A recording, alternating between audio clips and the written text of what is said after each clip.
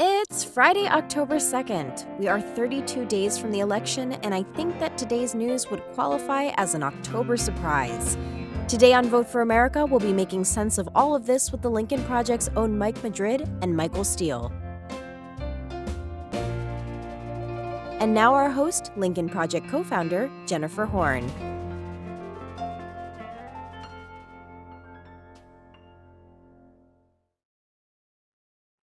And welcome to Vote for America. Thank you so much for joining us here today. You know, this show is supposed to be all about you, keeping you informed, making sure that you know what's going on in the world as we head closer and closer to this election.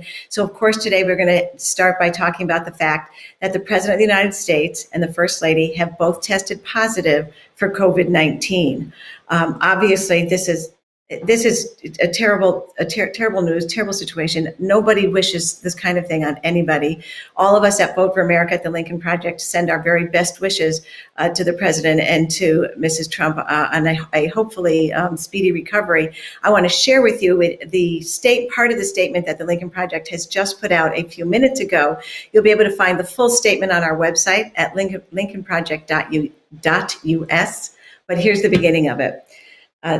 The Lincoln Project wishes the President, First Lady, and the many White House campaign staff and those exposed to the COVID-19 a swift recovery.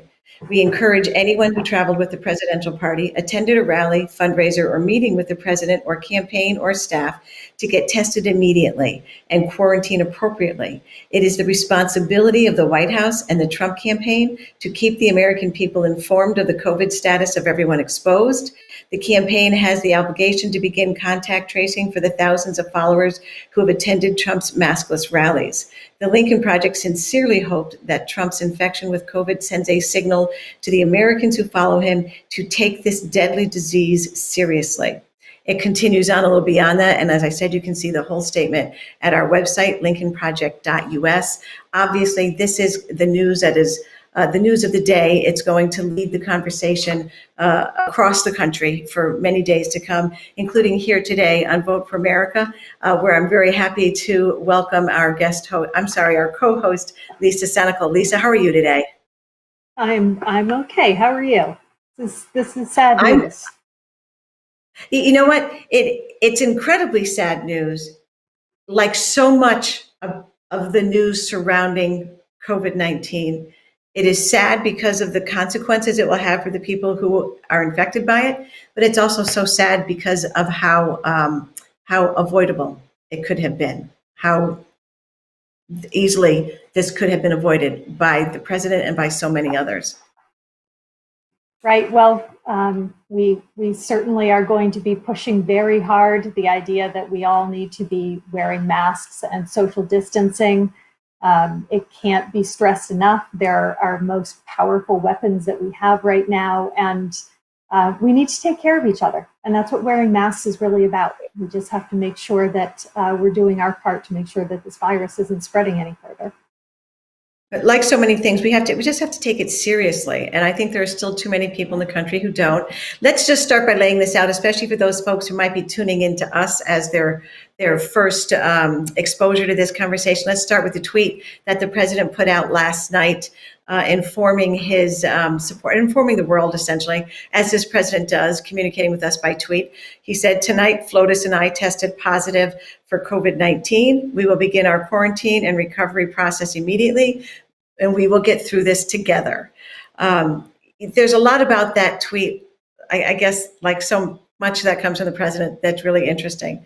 First, that this is how he notified the country that the leader of the free world has been infected, with this deadly pandemic.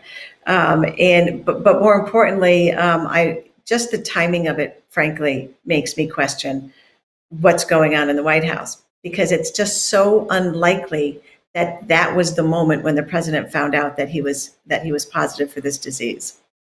Right.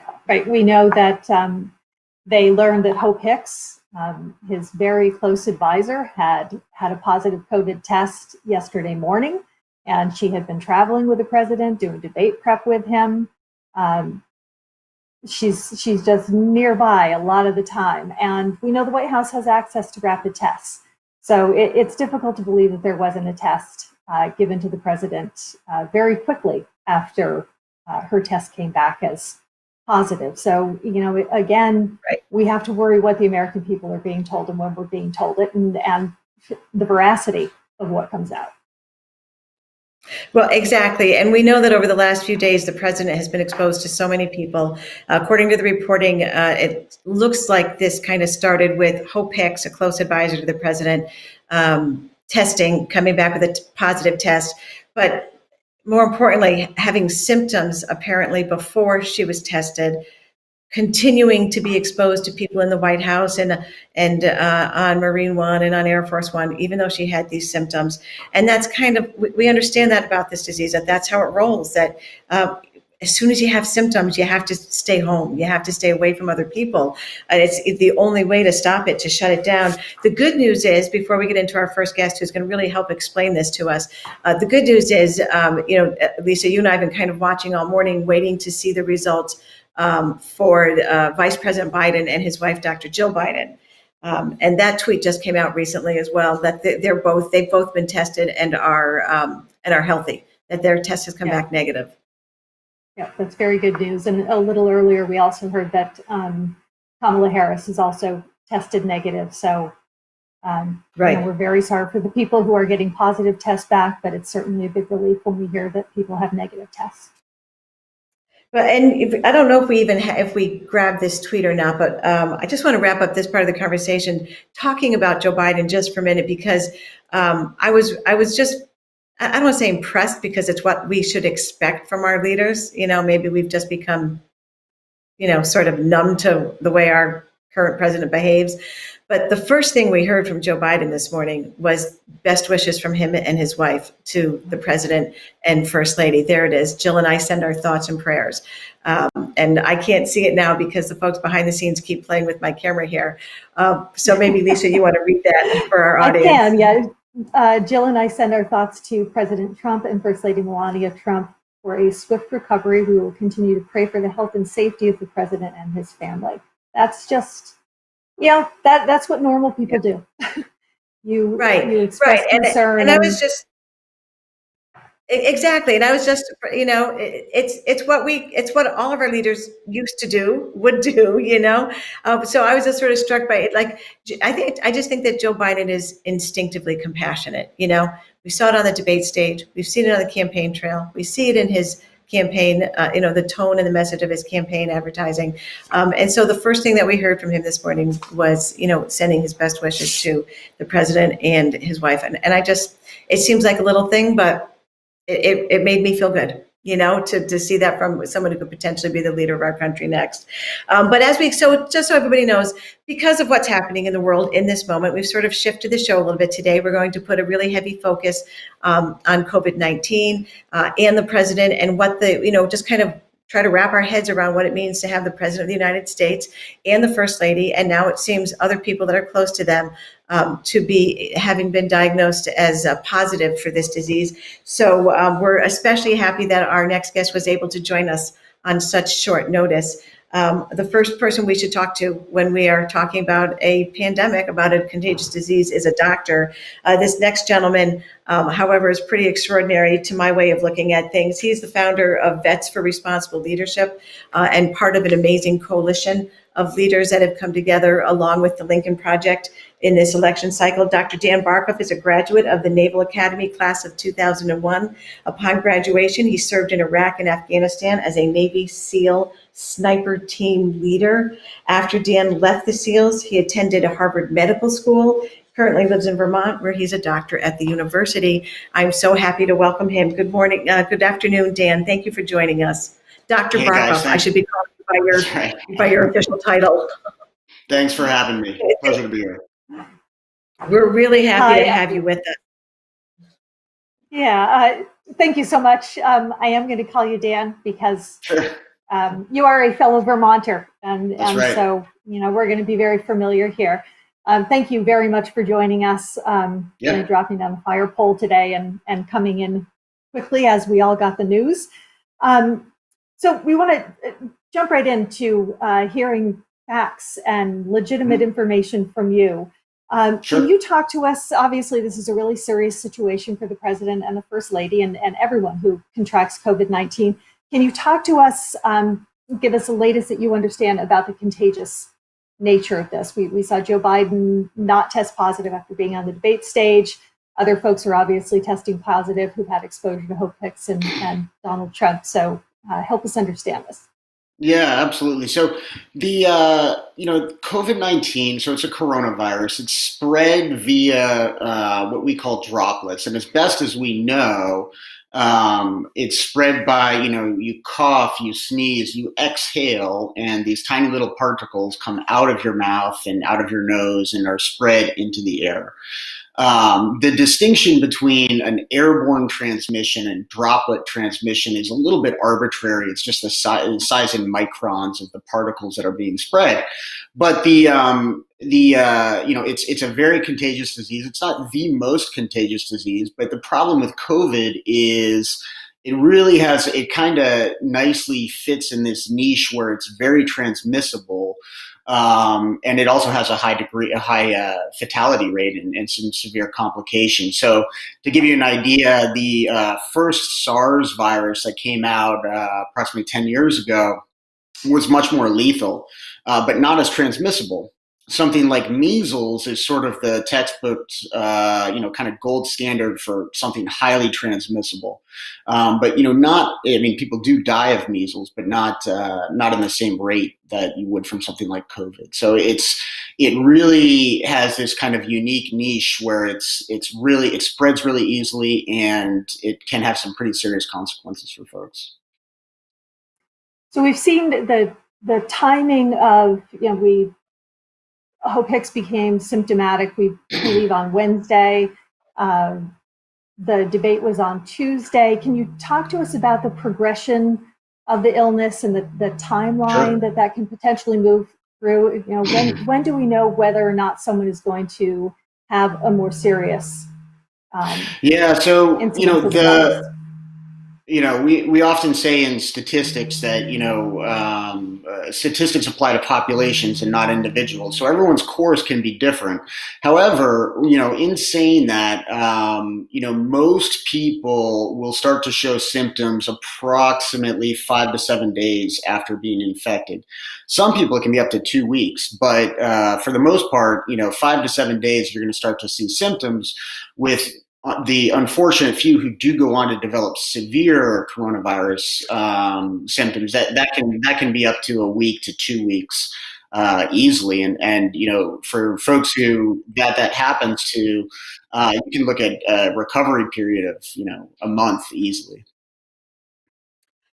Wow. So Dan, listening to what you just said about how far back, it could be 4 or 5 days previous to the symptoms showing that person was originally exposed. So let's talk a little bit about contact tracing in that context. So and I mean, obviously we can't get into Hope Hicks' diary or something, her calendar. Sure. I'm not suggesting that, but if what has been reported from the White House is she showed symptoms on Wednesday, was tested. They learned yesterday on Thursday that she was positive. So it really goes back farther than just the debate and all the people who traveled with the president on the plane that day, as far as potential exposure. Right. Like, talk to me a little bit about contact tracing. Yeah, so the idea behind contact tracing is because COVID, the symptoms lag a little bit, right? So, let's say I get infected today if I go to the grocery store. If I don't develop symptoms for a week, I don't necessarily know that I'm sick for a week. I might not go to my doctor and get tested. However, during that week, I could easily be spreading it all over town. And that's one of the problems with COVID. And so the contact tracing is an effort to kind of retroactively go back and say, all right, Dan Barkoff was, he went to the gym and then he went to the grocery store, and these people, were at the gym and these people were at the grocery store. They should be on the lookout for symptoms or perhaps get tested. So this is speculation on my part, but I'd imagine, if they in fact test the president categorically every day, they're probably picking it up pretty quick. If he's positive now with a PCR, he likely has been infected for at least a few days. Okay, so and that kind of opens up two different circles of potential infection, obviously. And I guess this is the whole idea behind contact tracing. And so the president may have been infected for a couple of days, but it's possible Hope Hicks was infected for several days before she was had the symptoms and became positive. And then we know that the president has attended some campaign events and some fundraisers since Hope showed symptoms. So it's like we're just developing all these different circles, keep going farther and farther out of people who could have been exposed from this, or just from this one person, just from this one interaction. Exactly. I mean, that's the whole problem with coronavirus, right? Is we don't know, because of asymptomatic transmission. You can't look at someone and say, oh, they've got a fever, they've got a cough. It's completely, you can spread it without having any symptoms. Anyone on this call could have it right now. Right. Great. Thank you so much for that. We heard. I'm sorry. Yeah, that's reassuring. We know that from some of the reports that are coming out that the president apparently was showing symptoms yesterday when he did get on the helicopter and headed to Bedminster for his fundraiser that he had. He also, we assume, knew that Hope Hicks was positive and he had had contact with her. We're now hearing the terms isolating and quarantining seem to get used interchangeably a lot by people. Can you explain to us exactly what and for how long someone who has tested positive should be isolating themselves? Yeah, exactly. Yeah, that's the correct usage. So, so isolation refers to, you have a known positive patient.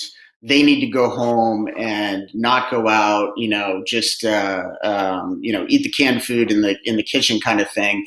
And isolation refers to a patient who has it, and we know that they have it. Quarantine, a little bit different. So if I were to go to a high COVID area, a county with a lot of COVID cases, for example, in my state, in Vermont, what we're recommending is that folks come back. If you travel to New York City or Eastern Long Island or something like that, which is a red county per the Vermont Department of Health, you got to come back and you have to quarantine for 2 weeks. Meaning, usually what they want you to do is quarantine for a week and then to get a COVID test. That's how we kind of manage it at the hospital. But they want you to, if you've been in an area in which you could be exposed, you don't have a positive test, but you've potentially been exposed, so you need to be responsible about that. That's the main difference between isolation and quarantine. Yeah, Dan, that's great, and I think those are the kinds of details that people just need to hear. They need to understand. Mm-hmm. So I know that you're busy. We have to let you go. We have one more quick question for you. Sure. For our viewers who really, I think it is completely understandable that there are people out there that are confused between the conflicting information from the president and other people, kind of in his circle, and then from doctors and the CDC. Just like give it, what is the snapshot advice? You are a medical professional, you're a doctor. What should people do? The basic things that people should do, either to avoid this if they can, or how to respond when they have symptoms. So, yeah, I mean, the CDC and, the WHO have been pretty clear about this for months now, which is you need to social distance, you need to wear a mask. People, these are not recommendations out of nowhere. These are based on, studies of similar viral pathogens, similar diseases, similar airborne spread diseases. Simple cloth mask, we know that works for tuberculosis, for example. We also know now, these studies are ongoing, that they work as well for COVID-19. So, the whole mask thing has unfortunately been politicized. But as a healthcare professional, if you're not wearing a mask when you're around other people, you are putting yourself and you are putting other people at risk. Period. Full stop. And that's the most important thing to understand. And that's the whole reason behind all of this. It's not about politics. It's not about one candidate or another. It's about keeping yourself safe and, more importantly, the people around you safe. So we are so grateful that you were able to carve out a little bit of time for us today, Dr. Dan Burkhoff. Thank you so much. Sorry, I hope you have a great day. And I look forward to having you back with us in the weeks ahead. No problem, guys. Keep up the good work. Thanks. Thank you. You too. You too. Dan is doing amazing work out there with Veterans for Responsible Leadership. If folks haven't checked them out, they need to go online and do a little Google. Honestly, it's a terrific organization. So we're really happy that we have these next two guests we had already scheduled, but as it turns out, they really are perfectly positioned to talk about what's going on in the world today from a number of different perspectives. And so we're really happy that they're with us today. Let me start by introducing you to both good friends of mine, actually. I like these shows, Lisa, where we have friends and people that we work with and that we're close to begin with. Lucky to have what we call our resident voting trends guru. He is the data master. He is also one of the co-founders with me here at the Lincoln Project. We're really happy to have Mike Madrid back with us again as well. Hey, Mike, how are you? Lisa, Jennifer, it's so good to be with you guys. Looking forward to the discussion. Great to have you here. Fantastic. And we're going to jump right in with our next guest at the same time, get everybody in on this together. Also, another old friend of mine, Michael Steele, is the former chairman of the Republican National Committee. He served as lieutenant governor in the beautiful state of Maryland and is a senior advisor to the Lincoln Project. And very happy, Michael, to have you with us today as well. How are you? I'm great. Good to be with you. Looking forward to the conversation. Good to see my buddy Mike in the house. So we're ready to rock and roll. Fantastic, Michael. I always feel just a little bit like the step down when you're with us. Because I'm very proud of the work I did as chairman of the state of New Hampshire, and then I look at you and what you took on and what you accomplished as chairman of the party for the entire country, and I feel like I got nothing to brag about. So it's always good to have you here. Jennifer, you still have your hair, baby, so that's good. That's good. Your hair. And it's really mine too. So let's get right into it. You know what? And this is why we're so happy that you're both with us today. This is serious news. This is a big deal. What's happening in the country right now? Everybody understands where we are with this. The president and the first lady have tested positive for COVID-19. And Mike, I'm going to start with you and kind of let's start with sort of the political, the numbers approach on all of this. We know that the COVID-19 and the effect that it has had on the country, both medically and economically, has been a driving factor in this election. There are already people out there talking about how will the fact that the president has tested positive, how will that impact the way voters think about this and think about this election? I don't know if we can quantify that this early, but take a guess. Take your best shot at it. Well, Jennifer, you're exactly right, and it's entirely accurate to suggest that we can't quantify it right now. This is news that is just 12, 14 hours old, and there won't be any scientific public opinion research work on this for at least 3 or 4 days. But what we do know is this. The COVID-19 pandemic has been the dominant issue of 2020 and of this presidential reelection campaign.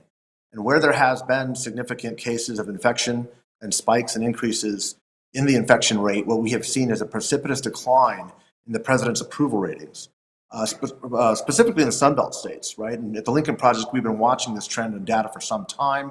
We actually literally monitor county by county throughout the country, and where we see a spike in the increase of infection rates in that county above the national average, we know, because we've got about 8 months worth of data now, that the president's approval rating is about to drop. And again, it's a little bit peculiar to be watching public opinion polls and political research following an epidemiological study or following the COVID virus. But the truth is there's a direct correlation.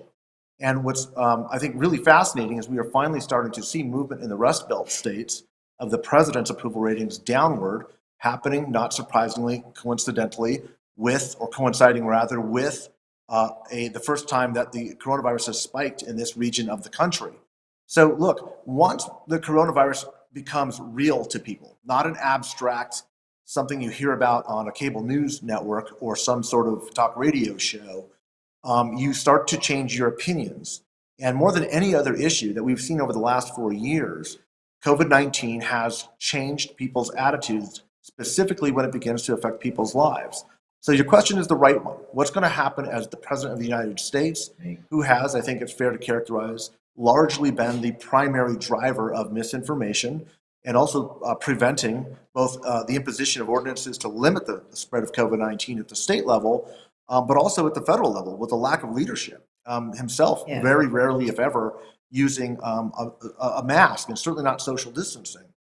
I think what we're going to see is a break. I'm sorry, real quickly, but what I think we're going to see is a break in some of the baseline support of Donald Trump's support levels.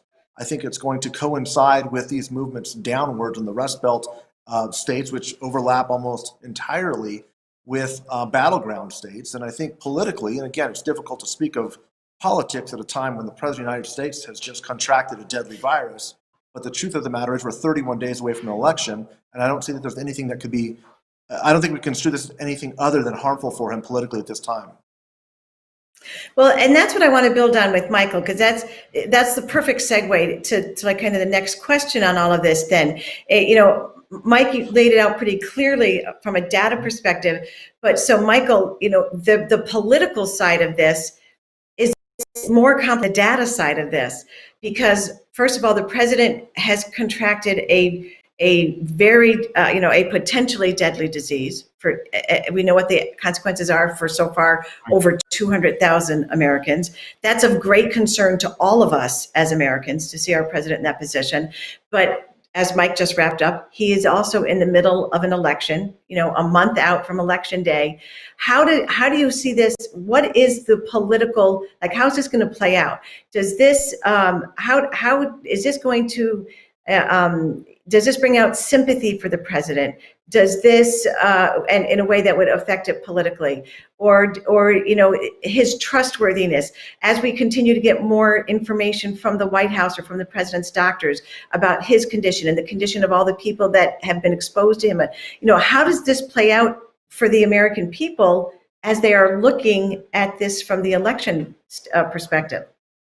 Well, I think it's going to be interesting. I think Mike is going to probably be monitoring what I'm about to say contextually with the numbers and to see how those trend lines are moving. Because the one thing that I think we're already beginning to see, and this is the irony of politics, but it speaks to the nature of Americans.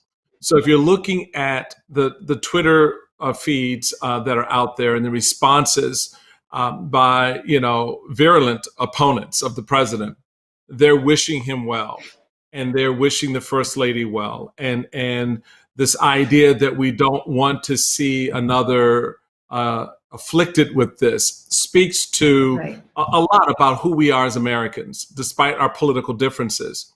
So the translation and the irony, for me at least, is that Americans will likely be more empathetic to this president and his family than the president has been to them and their families with respect to this virus.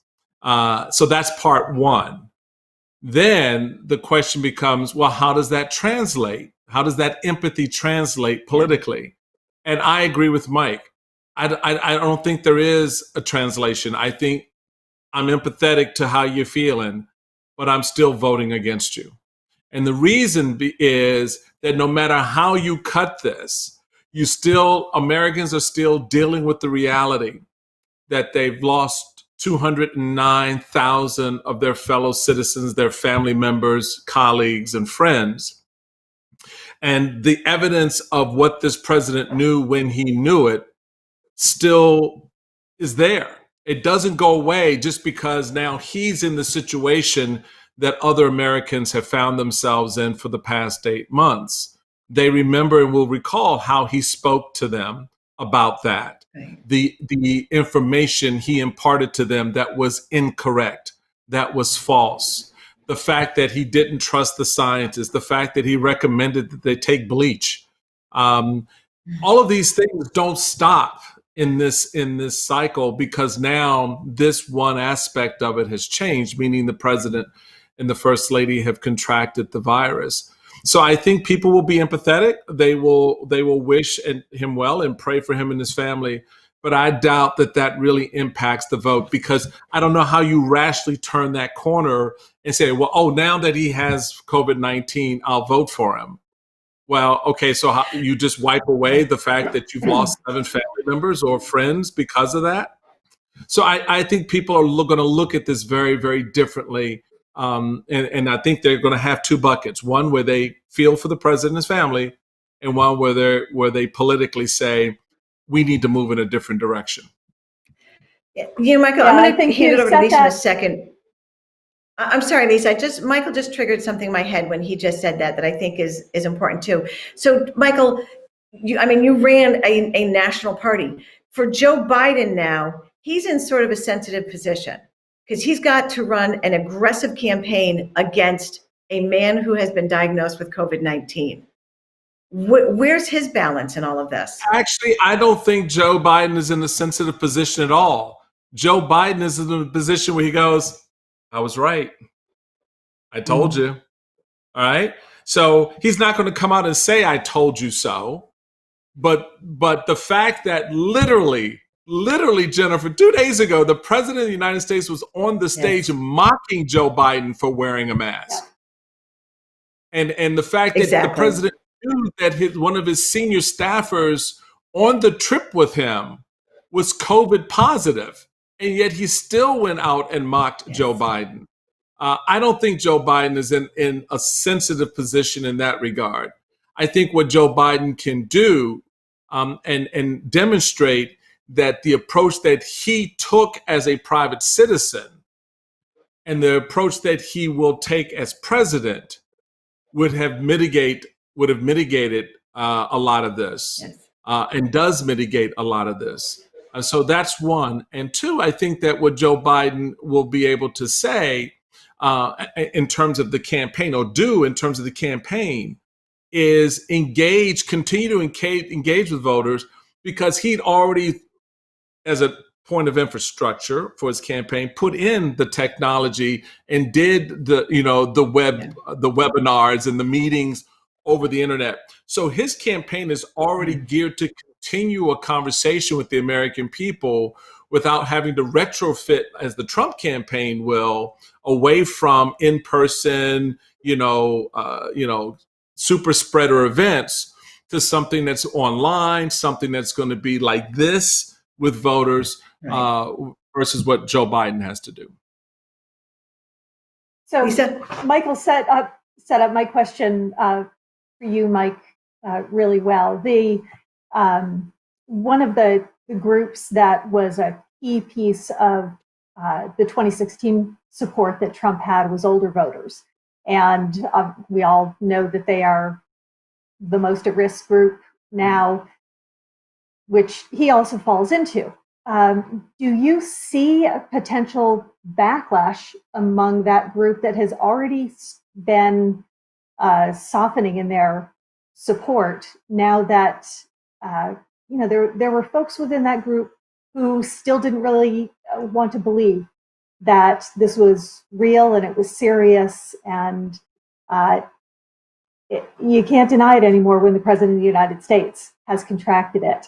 Do you think that's going to have any impact on senior voters? Yeah, look, I don't think there's any doubt about it. There's clearly going to be an impact, and I think it will be significant. You have to remember, in senior communities around the country, take a place like the Villages, for example, in Florida, where these conversations are being hotly debated, literally neighbor by neighbor, friend to friend, depending on which cable news show you watch. There's a certain veracity that comes with your commitment to being supportive of what the president has been telling you to do, whether claiming it was a hoax, or whether this would be over by Easter, or whether nobody actually really contracts this, or it's a slightly more difficult or harder to handle than the traditional seasonal flu. I mean, all of these have been discussions around friendly confines, maybe less than friendly confines of people in this country. And now we have something definitive. The man who was calling it a hoax has basically been proven wrong. And we know just from the Woodward books and from those transcripts that he knew this all along. And I think this speaks to really the mismanagement, the incompetence of the administration, but also maybe perhaps something a little bit more pernicious, some malicious, I think is a part of it. And I think that there's a real understanding, a real reckoning that this president put people's lives in danger for his own political fortunes. There's no question that that's going to have some sort of a political impact. Right. Keep in mind, there has been no president in the history of modern polling that has won the White House without winning the senior vote. Never. It's never happened before. Donald Trump won with a +9 share. He was 9 points above Hillary Clinton. And of course, Florida was a significant part of that. In fact, all the Sun Belt states were, right? Arizona, Texas, Florida, all have very high numbers of senior citizen voters, a lot of retirees. There's a reason that people move there. Those 3 states in particular, Arizona, Texas, and Florida, were particularly hard hit because of the policies directly coming from the White House and the directives that he was giving to those governors. We saw a tremendous loss of life. And as I mentioned, there's nothing impacts political behavior like the potential or realized loss of life. It's what we saw and have seen throughout the course of this year. And if we continue to see these outbreaks, remember, Florida just opened up 72 hours ago entirely. Go ahead, do whatever you want. Restaurants are open, bars are open, schools are open. Again, because the president was saying this is not a real thing. It's beyond comprehension to me that we could see voters in this age group, the most susceptible of our population, not having some sort of strong pushback to this type of a development. It's become clear, it's become undeniable, it's become obvious.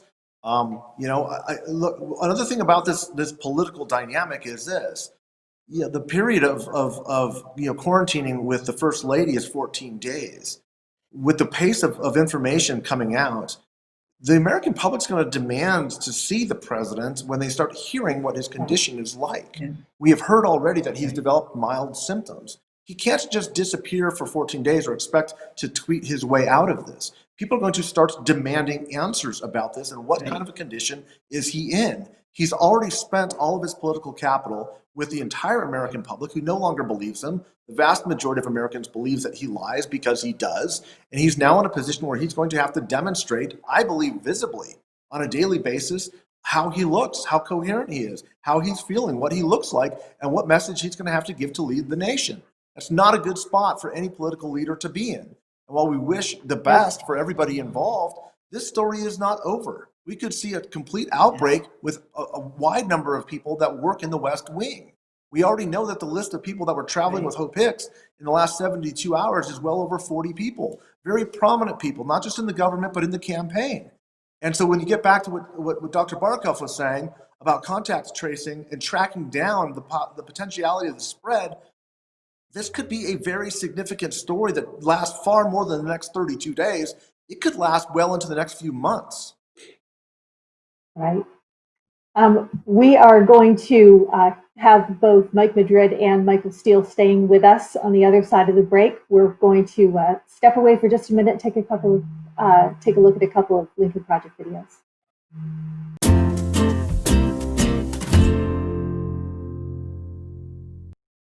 We're here because he started. We wanted to hear you speak. Oh man, come on! I tell you what. Don't let it define you. You are smart as hell. You really are. You can do that. Can I get a phone number for you and I can tell you what I used to do? There's about 25 stutterers I continue to work with, but I promise you you can do it. And you know when I say I know about bullies, you know about bullies. The kids who make fun. Bullies are cowards who tear others down. I don't know what I said. I don't remember. Knock the crap out of him, would you? Seriously. Okay? Just knock the hell. I promise you, I will pay for the legal fees. I promise. It's time for decency. It's time for Joe Biden. It's going to change, honey. I promise you. I promise you. Is it all right if I call him Dad? The Lincoln Project is responsible for the content of this advertising.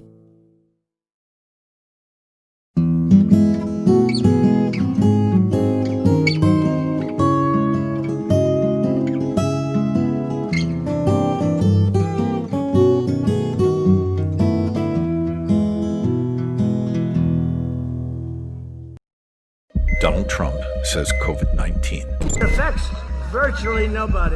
80% of COVID-19 deaths are over age 65. It affects virtually nobody. That's over 160,000 dead Americans over age 65. It affects virtually nobody. If you're over age 65, Donald Trump doesn't care if you die. Do you? The Lincoln Project is responsible for the content of this advertising.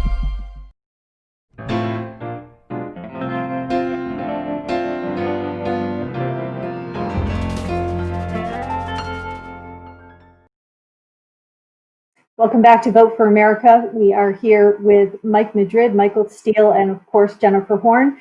I just noticed watching those spots that everything that we see now, all the spots that have already been created, we're going to see through a completely different lens. They take on new meaning now knowing that the president has tested positive. But we just learned during the break that all of the Trump campaign events have been canceled. So obviously this is going to take on a completely new dimension in him trying to figure out how to campaign and really what that means for the way he communicates with his voters. So Mike, can you talk to us about that? Yeah, look, again, in traditional fashion here for this campaign cycle, there's a lot of news breaking, and I think we can expect over the unrolling and unfolding of hourly updates, different dynamics like this are going to come to pass. Bill Stepien, the campaign manager for the Donald Trump re-election effort, announced that all of their campaign events have been postponed. They will have some virtual events.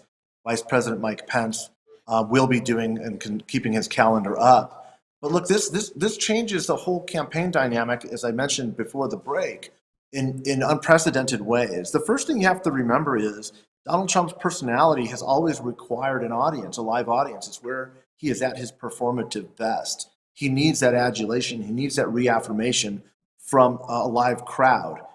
His weakest moments have always been with one-on-one interviews or in isolated areas. He also has refused to do Zoom fundraising events because he just doesn't like the awkwardness of it.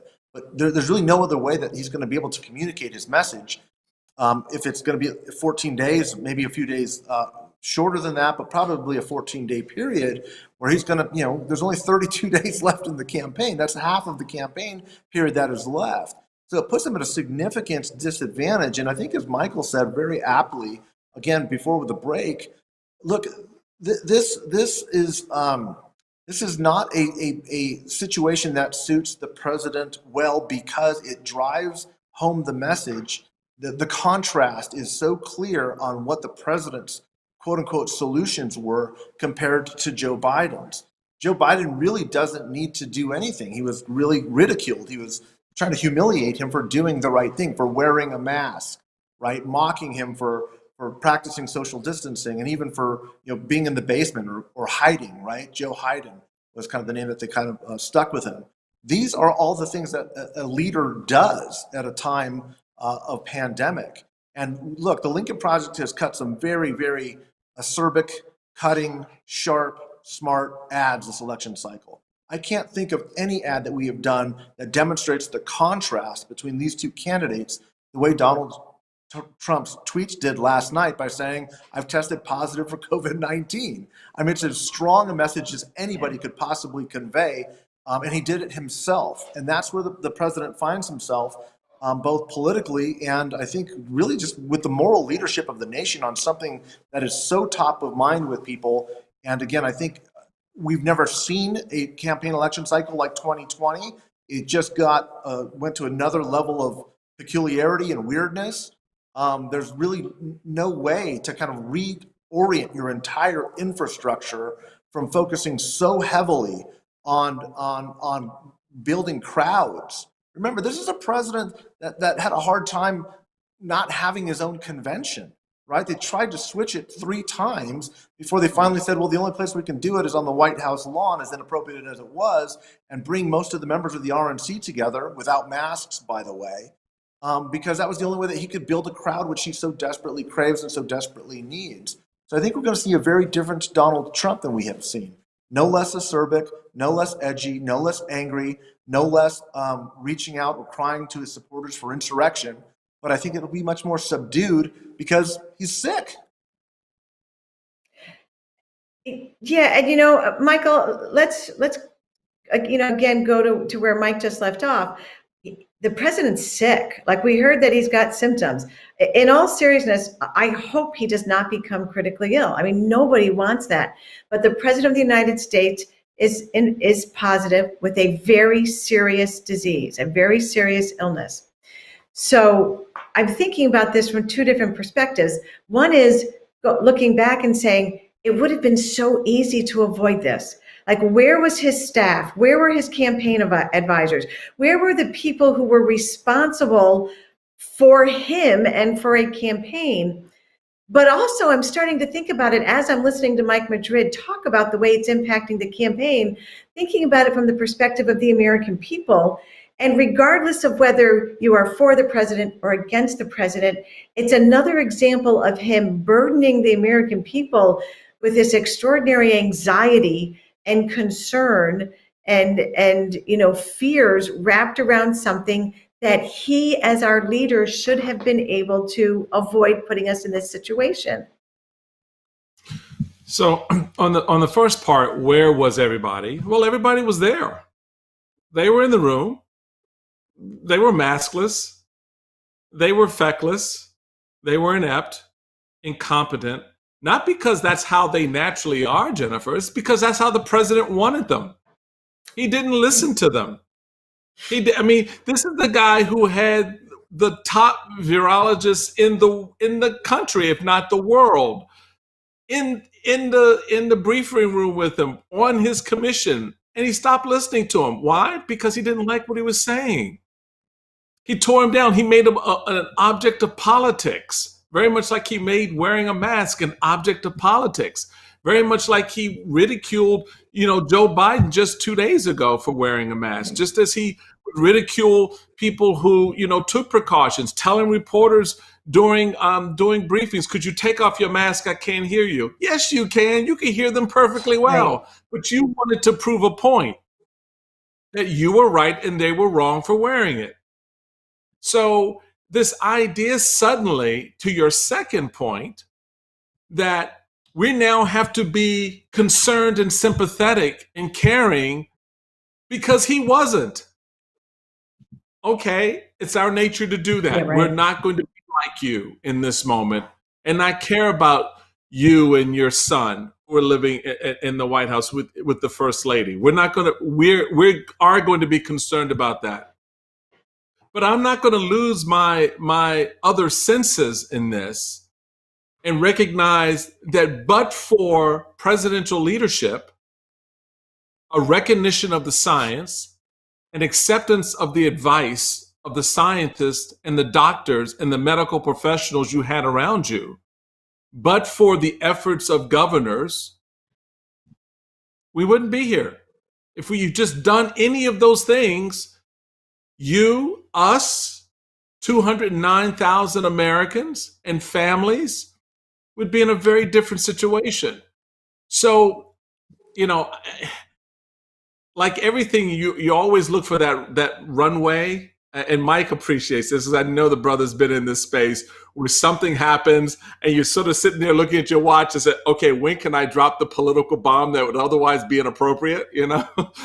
So everybody's kind of waiting. That's where we are, right? We're in this sort of pins and needles moment, because even today, the administration is not being forthright with the American people about what medicines the president is being given, the full degree to which the president is feeling ill. Right. The number Absolutely. Of people inside. We've discovered Mike Lee. Senator Mike Lee is now coming down. Has now been infected. You find that how far does this reach with the people around the president and so forth? So we have to carry our sympathies and hold those close. But we can't lose our common sense and our judgment about how we got here.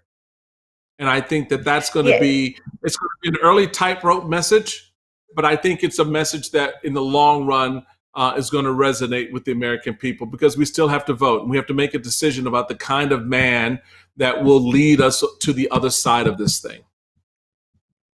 And that, Mike, you make it. I was going to move on to Mike Madrid, but I'm going to stay with you for a second, Michael, because what kind of man do we want to lead us forward from this kind of thing? I think that it would be encouraging for some of our voters to sort of hear from us, because I saw some of this on social media. You can be sympathetic and empathetic to the president and want him to be healthy and well, and still feel very firmly that this is just another example of why we need to vote for Joe Biden on Election Day. Absolutely. Put it this way.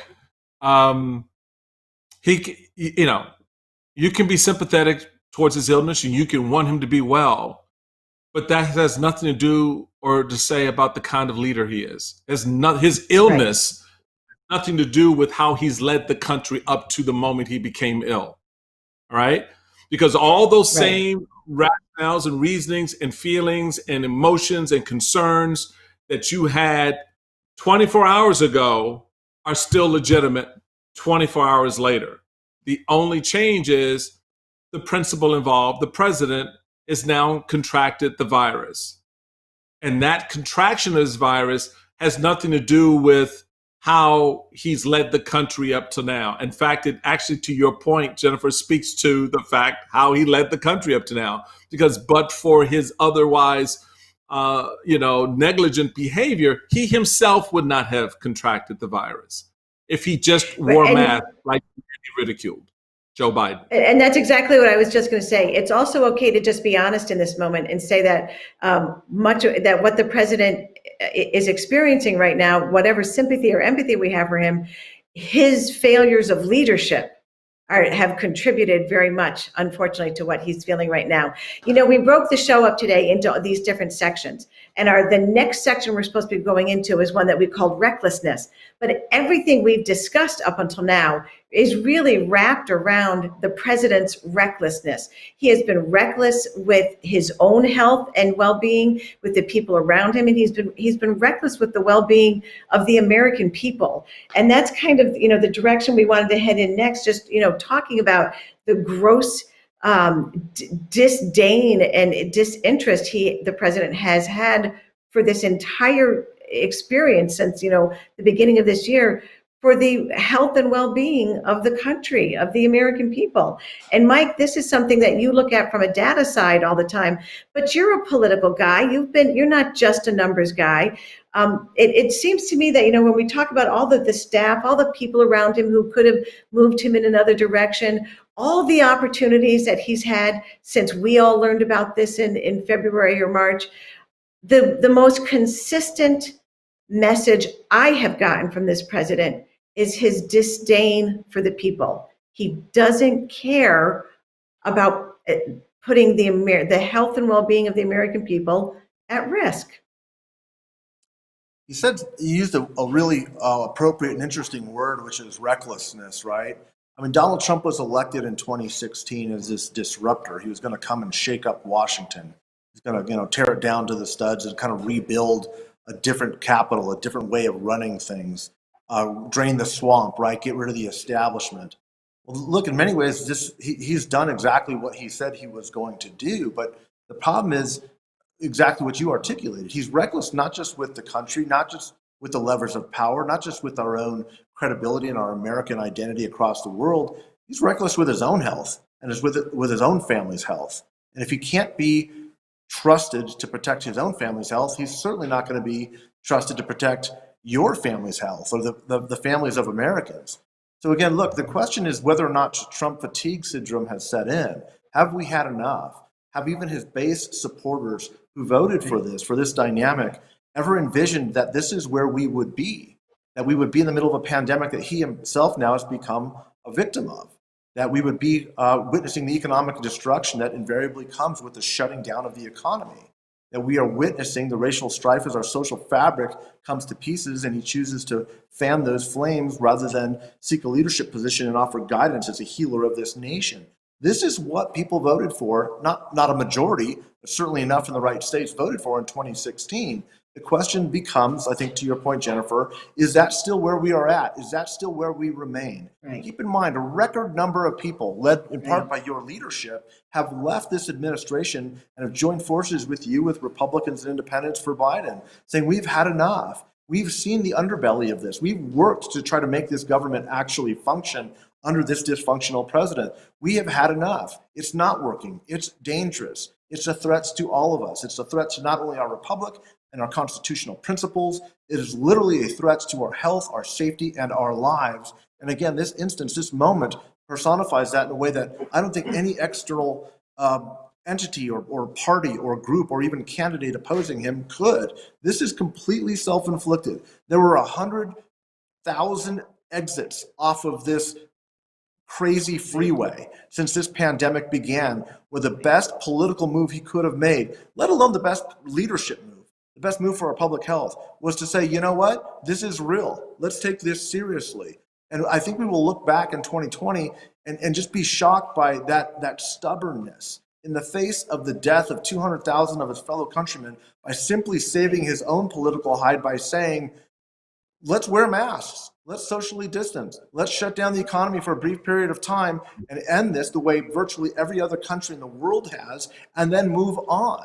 The signs have all been there. His stubborn refusal, the enablers around him, the complicitness of those who have not left the administration, who seek title, who seek resources, who seek money, who seek whatever they're seeking, have been complicit in this. And I think that is really going to be one of the dark chapters in our history that will be studied for many, many years to come. And we'll see how this plays out in the next 30 days. But I genuinely believe, to your question, that is where we stand at this moment in American history. Yeah, I think that leads perfectly into my question for Michael. We have, I wonder for a while if we were going to ultimately see the president be a political victim of his own conduct.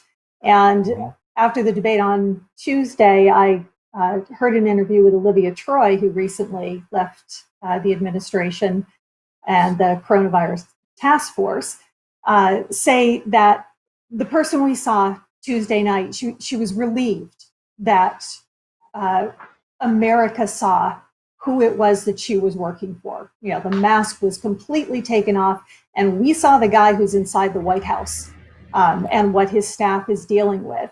So, Michael, to what degree do you think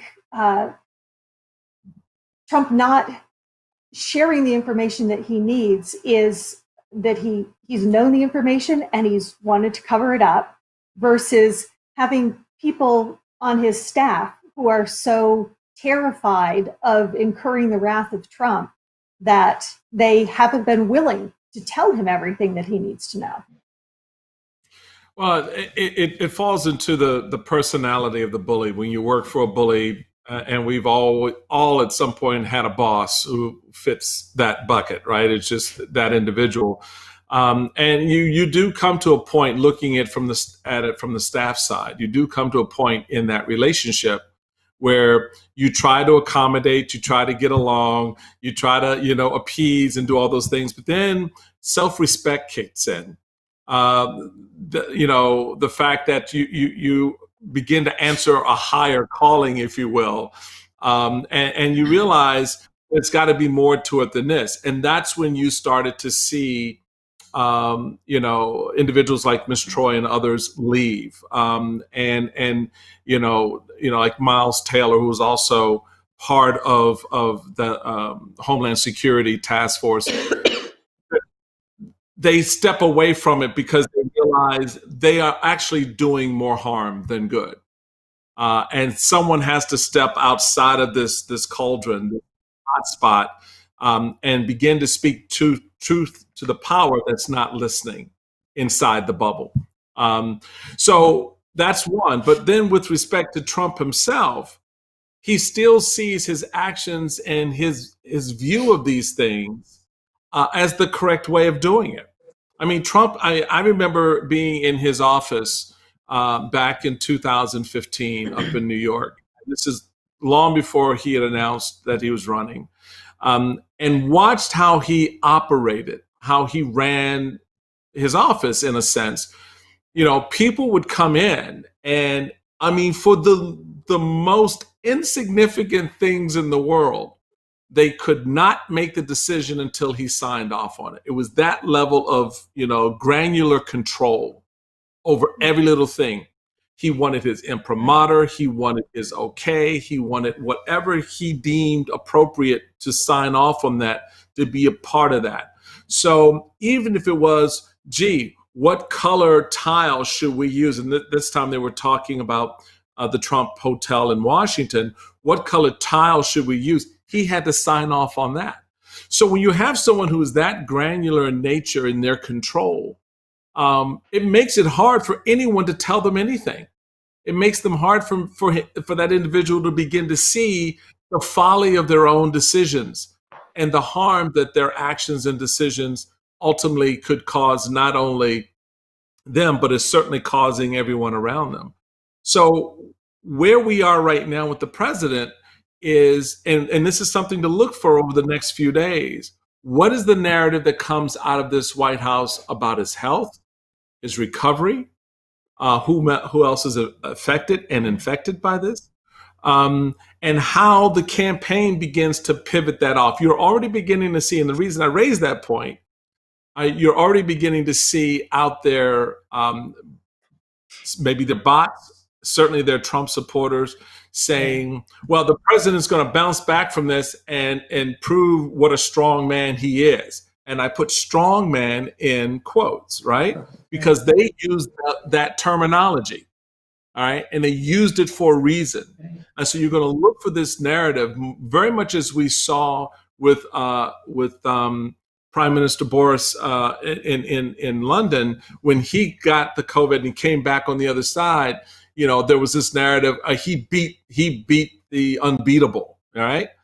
You're going to see the same kind of conversation already with Trump, that he's going to beat the unbeatable without any understanding or appreciation of just how sick he very well may be. But they're already doing that reality TV narrative about he's going to beat this, he's bigger than this, he's stronger than this, and he's going to beat this in a way that no one else has ever beaten COVID-19 before.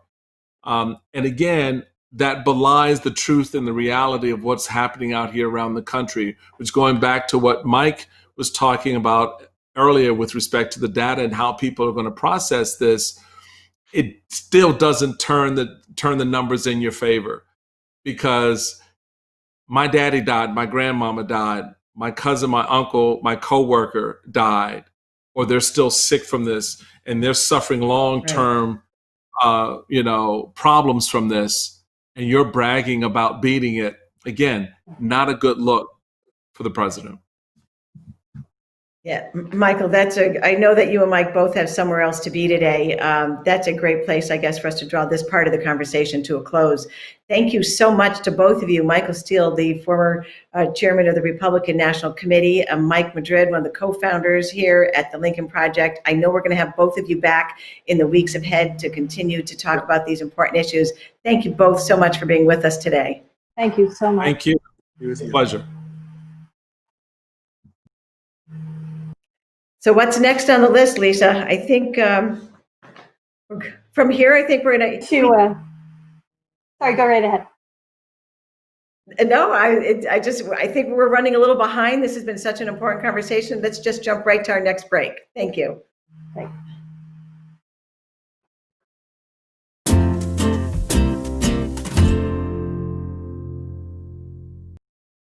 Evil is real. We ignore it when it seems educated, polite, superficially charming, even sophisticated.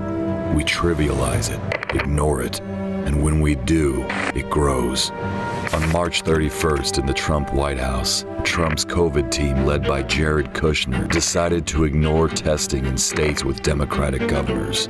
Evil was in that room. Oh, it looked like any other bureaucratic meeting. There were PowerPoints, spreadsheets, briefings, and estimates of the dead. It was that meeting that led to Trump policies that would kill more Americans than Pearl Harbor, Vietnam, and 9/11. More Americans than World War I. It was deliberate, cold, political, premeditated. Some people say Trump and Kushner were incompetent when it came to COVID, but let's call it what it is. It is what it is. Evil. The Lincoln Project is responsible for the content of this advertising.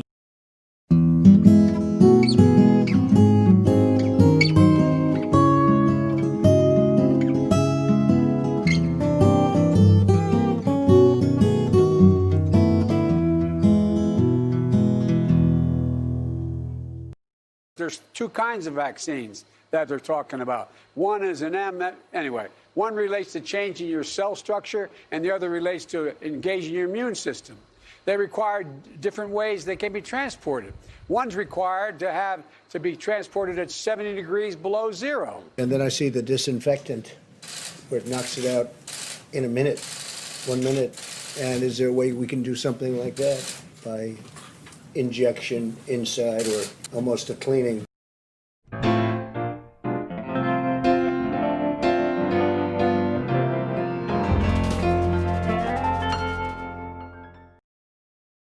Welcome back to Vote for America. What a fascinating conversation we just had with Michael Steele and Mike Madrid. They're just fountains of knowledge and analysis. Yeah, no, absolutely, Lisa. You know, what I found, what I think is kind of the thread through all of this is, and I said this at the beginning, just how avoidable this was. The recklessness that was at play and the degree to which that recklessness was fed by political ambition. You know, that this is where it led us all today, that this is where we ended up with it. And something we haven't talked about at all, you know, and there's going to be, you know, to Michael and Mike's points, this story is not going away, obviously, anytime soon. Lots of time to get into more details on it. But there were an awful lot of Republicans out there who empowered this president in the manner in which he approached this pandemic and made it okay for him to be dishonest with the American people, made it okay for him to put other people at risk and to mislead and to, you know, share so much misinformation. And I think there has to be a reckoning there as well. And I will be very surprised if the whole world seeing the President of the United States of America with this disease does not really dramatically change the tenor of the conversation. Yeah, and that sort of loops back to the final comment that Michael Steele was making about the expectations that are being set for the president bouncing back. We certainly all hope that that is going to be the case, but you know, they have already in this campaign made the mistake of setting the bar ridiculously low for Joe Biden to be able to appear competent. And no one knows when you contract this virus what type of illness you are going to end up developing. We, you know, again, we hope that it is going to be brief and he will have a full recovery. But for folks to be out there already talking about, you know, he's recovered like no one's recovered before, they're setting now a bar that if he doesn't have the fastest, strongest recovery of anyone who's had COVID-19, that he hasn't hit the mark that they're setting for him. And it's a cruel thing to be doing to the man right now. He's ill and, you know, support him in whatever the situation is, but don't set him up for failure because he's sick. Right. It's actually shocking to me that that is an approach or a message that anybody would bring to the table right now. It's so disconnected from reality. It's so, you know, it's so kind of hard-hearted in a way, but just so jaded, I guess, of a way for anyone to be responding. That's about as political as you can get. So we're going to be continuing this conversation, Lisa. Hope that everybody will be coming back to join us on Tuesday, Thursdays, and Fridays at 1:30 p.m. Eastern Time and 10:30 p.m. Pacific Time. I just want to say thank you to Dr. Dan Burkhoff and to Michael Steele and to Mike Madrid. I know that they'll all be coming back to join us again. And Lisa, a big thanks to you, as always, for helping us sail this ship today. It's always great to have you with us. Thank you so much. Thank you. It was illuminating. Always, I hope always illuminating. I hope that we are able to achieve at least a moment of that every time that we come together. So thanks for being with us. And for folks at home, I want to kind of close out today with just a little bit more information for you. As long as we've got COVID at top of mind today, if nothing else, what's happened, to the president is a reminder that this disease is still out there. It has not gone away like a miracle. Unfortunately, we are continuing to see reports of spikes. As Mike Madrid talked about earlier, in the Rust Belt now, they're starting to see spikes in infections and of this contagious disease. So I want to share just some information with you, just to remind everyone. This is from Johns Hopkins hospitals. They are the experts. They know what they're talking about. Please take them seriously. Wear a mask. Wash your hands for at least 20 seconds. Here at our house, we wash our hands when we come in after being out and about anywhere, just to make sure. Practice social distancing. Run errands at off-peak times. Stay home if you feel any sort of symptoms of illness whatsoever. And I'm going to go back and finish with repeating the top one. Wear a mask. Please don't let yourself be drawn into the idea that masks are a political statement. They are not. They are a statement of how much you care about the people in your community, the people that you interact with on a regular basis. And frankly, it's a little extra protection for yourself as well. So, I just want to remind everybody that you can join this conversation on social media as well, using the hashtag #AskVoteForAmerica. We want to hear what your thoughts are. We want to know what your fears and your concerns are as well. Make sure we can bring people in who can answer your questions and help to satisfy some of those concerns. And as we head out today, we all have tremendous concern for the president and the first lady, and everyone who has been exposed in this particular incident. We know that the numbers have the potential to be very high because appropriate protections weren't taken when they had the opportunity to do so. It is okay to be honest with ourselves as a nation and say, we do not want the president of the United States to be ill. We don't want his wife to be ill. It is bad for our country when our leaders are sick or disabled in any way. But we have to be honest with ourselves about where we are and what got us here. The president has been reckless with our health and our well-being. He has been reckless with his own health and well-being. And we are in the middle of an election where we can choose a different path. So that's what this show is all about. We are so happy to have you with us. We look forward to seeing you again next week. Please stay safe, wear a mask, and we'll see you next Tuesday. Thank you. This is America, and it's hurting. Right now, we're getting knocked down by the very people who should be lifting us up. Our families and our neighbors are sick, and we're being lied to. They want to scare us into believing it has to be this way. It doesn't. In the past, when change was needed, we've stepped up. Now, it's time to step up again. This moment is not about Democrat or Republican. It's about being on the right side of history.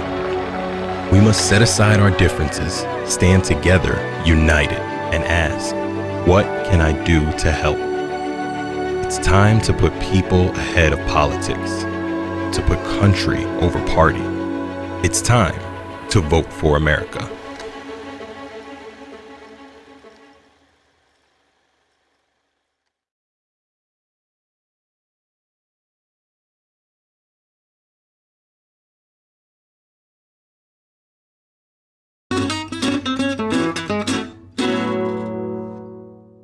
Can you talk a little bit about why Russia's interference in the 2016 election is a human rights issue? That's a great question. It's fun for me because I don't think it's often framed as something that has to do with human rights, but I looked into the issues of trolling and coordinated disinformation a few years ago because I was working with human rights activists.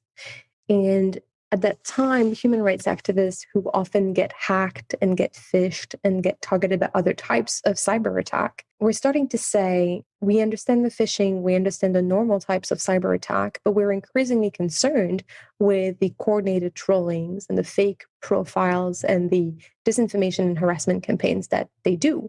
And I think in that regard, they were seriously ahead of the curve.